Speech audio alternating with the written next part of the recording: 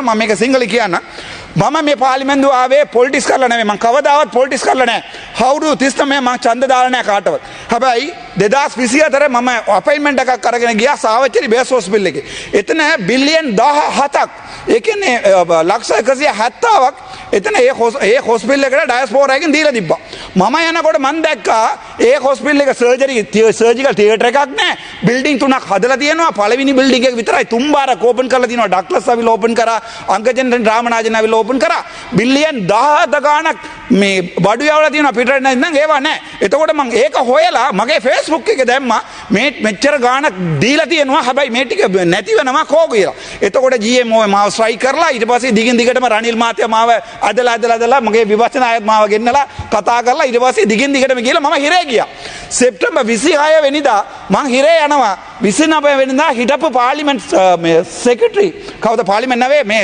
Health ministry secretary Palitha මයිබාල මට ලියුමක් ගහනවා මම අද ඉඳන් ඉවත් වෙලා ඒ කියන්නේ මගේ ඒ ලෙටර් එක තිබ්බ හෙඩින් එක irresponsible behavior of Dr. රාමනාථන් අච්චුනා කියන එක තමයි ඒ ලෙටර් එකේ මං කරපු වැරද්දක් මොකුත් නැහැ මං කිසි වැරද්දක් කරේ නැහැ හැබැයි මම දවස් 19ක් හිරේ ගියා එළියට ඇවිල්ලා මම නොමිනේෂන් එක දැම්මා එතකොට මම ඉන්ඩඩික් වෙලා ඉවරයි අපේ ඩිරෙක්ටර් අර්ජුන දෙලනසට මම කතා කරලා ඇහුවා 9 වෙනිදා සර් මම තාම සර්විස් එකේ ඉන්නවාද කියලා සර් කිව්වා ඔයාව ඉන්ඩඩික් කරලා ඉවරයි කියලා එතකොට නොමිනේෂන් එක දාලා පාර්ලිමේන්තුව ඇවිල්ලා මාසෙකින් ගිහිල්ලා එක්කෙනෙක් නඩුව දැම්මා කෝට් ඔෆ් අපීල් එකේ මම ඩොක්ටර් වෙලා ඉන්න කාලේ මාව මම නොමිනේෂන් එක දැම්ම කියලා ඒක වරදි කියලා මාව ඉන්ට්‍රඩික් කරන්න කියලා. හැබැයි මෙතන තමයි ප්‍රශ්නේ තියෙන්නේ. දැන් මම ඉන්ට්‍රඩික් වෙලා ඉන්නකොට මම කොහමද ඉවත් වෙන්නේ? එතකොට මම ලියුම ලියලා තියෙනවා සිංහලෙන්. එතකොට ඒ ලියුම තියෙන ඔයා අද ඉන්නම් ඉවත් වෙලා ඉන්නවා කියලා.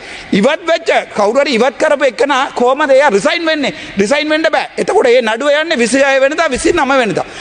අපේ පාර්ලිමේන්තුවේ ඉන්න 159ට තියෙන ලොකුම ප්‍රශ්නය තමයි මෙතන කවුරු ආවිල්ලා ඇත්ත කියනවනේ බලන්න අපේ දැන් අපි පඩියක් එන්න ලක්ෂ 3යි 85යි ඒකෙන් ලක්ෂ 2ක් එනවා මට මෙහින් ඉඳන් ජෆ්නා වෙනකන් යන්න තව ලක්ෂයක් එනවා මේ අපේ ඔෆිස් එක පවත්වාගෙන යන්න දැන් මේක 159ක් හිතලා බලන්නකෝ NBB එකේ ඔෆිස් එකක් තියෙනවාද 159ක් නැත්නම් අපේ කට්ටිය කවුරු හරි ඔෆිස් එකක් දාලා මිනිස්සු හම්බෙලා මිනිස්සුන්ගේ ප්‍රශ්න අහලා මෙහි ඇවිල්ලා පාර්ලිමේන්තුව කතා කරනවද නැහැ එතකොට අපි සම්පූර්ණ වංචා කරනවා තව එකක් මම කියන්න මේ අනුරාධපුර මං ගියා නඩුවට මට දාපු නඩුවක් සිග්නල් එක ඒ කියන්නේ කලර් ලයිට් එක දැම්මා කියලා නඩුවක් විතරයි ඒ නඩුවෙන් මට ගෙනත් දුන්නා පාර්ලිමේන්තුවේ එතුමා නැහැ දැන් ඔක්කොම හිස් ඒ නම කියන්නත් මට කැමති නැහැ මෙතන ලොකු කතාවක් කියපු මන්ත්‍රී කෙනෙක්ගේ සර්කිට් ලේකම්ගේ නමට ලියලා තියෙනවා ලක්ෂ 500 ගේ එකක් ඒ කියන්නේ අනුරාධපුර මැදේ කාට හරි ගන්න පුළුවන් ලක්ෂ 50ට ගේ එකක් අද අපි 52ක් ගෙනාවා මුත්තර කාසු ගෙන 52ක් හැබැයි ඒ ජරා වැඩක් කරලා තියෙන්නේ NBB එක ලොක්කා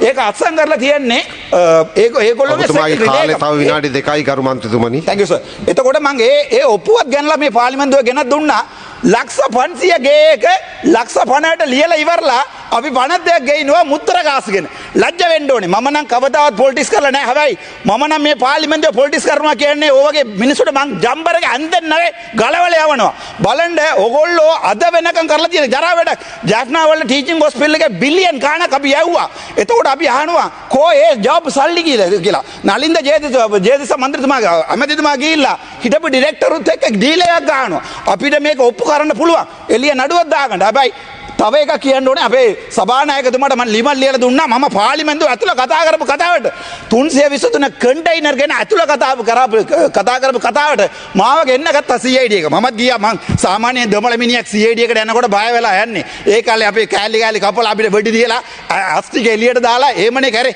හැබැයි යනකොට ඒ CID එකේ තිබ්බ සම්පූර්ණම මේක දැන් මාර කරලා මේගොල්ලෝ එතන යනකොට මට හිනාවක් ගියා එතුමාලා අහනවා මට අනේ ડોක්ටර් ඒක ගැන සම්බන්ධ මොකරි ඔයාට ડોකියුමන්ට් එකක් තියෙනවනේ දෙන්න කියලා මං කිව්වා මම මේක දෙන්නේ නැහැ ඕනනම් අවිල්ලා අහන්න පාර්ලිමේන්තුවේ මම පාර්ලිමේන්තුව ඇතුළේ දෙන්න කියලා ඊට පස්සේ මම දැක්කා ඊට පස්සේ මන්ත්‍රීලා දෙන්නෙක් කාලවගෙන ඔයාට ගට්ස් එකක් තියෙනවනේ එළිය කතා කරන්න කියලා මට තේරෙන්නේ නැහැ 159 නැවේ ලක්ෂ 225ක આવුත් කියන්න ඕන දේවල් මම කියලා තමයි ඉවර කරන්නේ මේක අර 323 කන්ටේනර් කරන මම ඒක ඉවර කරන්න ඕන දැන් මම මේ වගේ 323 කන්ටේනර් රිලීස් කරා නම් මම අද හිරේ හේතුව මම දෙමළ අනිත් එක මම අත්ත කියන්නේ නේද. හැබැයි ওই විමල් රත්නායක මහත්තයෝ දැන් එළියේ hinaවගෙන ඉන්නවා. දැන් ආණ්ඩු මාරු වෙනවා මේගොල්ලෝ අනිත් පැත්තට එනවා. අරගොල්ලෝ මේ පැත්තට එනකොට ওই 322 දෙනා හොයා ගන්නවා. ඒ හොයා ගන්න කාලේ මට දැන් නාමල් රාජපක්ෂ මං කාලයක් හිතාගෙන හිටියා. මගේ තාත්තාව මරපු නාමල් රාජපක්ෂ මං එක දවසක් මරන්න ඕනේ කියලා හිතපු මිනිහා. අද කියලා මම ලස්සනට කතා කරා. මචං ඒ වෛරය අපේ පපුවේ තිබ්බා. අත්ත කියන්නම්. කාලේ අපි පොඩි කාලේ ඉන්නකොට කාලේ අවසానයි. මම පොඩි කාලේ ඉන්නකොට මට කිව්වා සිංහල මිනිස්සු කියන්නේ ජකා වගේ. සිංහල මිනිස්සු කියන්නේ අනිත් මිනිස්සුන්ගේ බඩ මේම කරලා පොඩක් ඉන්නෝ මේ අනිත් මිනිස්සු බඩ මේම කරලා කන මිනිස්සු කියලා. එතකොට අපිට සිංහල තේරෙන්නේ නැහැ. සිංහල කතා කරන්නේ නැහැ. එක සිංහල මිනිහව දැකලත් නැහැ. අපි හිතාගෙන ගියා සිංහල මිනිස්සු කියන්නේ වැරදි මිනිස්සු කියලා. ඒ වගේ ඕගොල්ලෝට අපේ කෙනෙක් මොනවද කියලා තිබ්බේ? කොටි කියන්නේ ඇවිල්ලා පුපුරනවා ඒ නිසා දෙමළ මිනිස්සු ඔක්කොම කොටි කියලා. දැන් අපි සම්පූර්ණ වෙනස් කරලා තියෙන්නේ. මම කියන්නේ මගේ තාත්තා නැති වුණා මේ යුද්ධේ කාලේ අවසానයි කරු මන්ත්‍රීතුමනි. විනාඩි 20ක් දෙන්න. විනාඩි 20ක් දෙන්න බෑ දැන්. නෑ තප්පර 20 දෙන්න. 1983 මගේ තාත්තා ජූලි 1960 පොලිස් එකේ ඇවිල්ලා police team football team captain හිටපු මගේ තාත්තා 83 ජූලි කාලේ ජූලි නිසා ජැෆ්නා ආවා.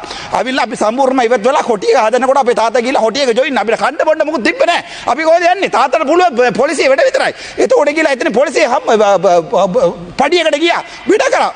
ඒකට දැන් ඇවිල්ලා මේගොල්ලෝ කියන්නේ තවත් ඒ විදිහට අපේ රට හදන්න ඕනේ කියලා. මම නම් කියන්නේ මේ පාර්ලිමේන්තුව අපි ගියොත් කවුරුත් ඉගෙන ගත්ත පුද්ගලයා ඇවිල්ලා මේ පාර්ලිමේන්තුවේ ජීවත් වෙන්න බෑ. මේ පාර්ලිමේන්තුවට එන්න පුළුවන් අපේ චන්ද්‍රසේකර් වගේ ඒ ලෙවලුත් නැති මිනිහා තමයි මේ පාර්ලිමේන්තුවට ඇවිල්ලා ජීවත් වෙන්න පුළුවන් හේතුව. අත්ත කිව්වොත් මේ පාර්ලිමේන්තුවේ ඉන්න බෑ. බොහොම ස්තුතියි.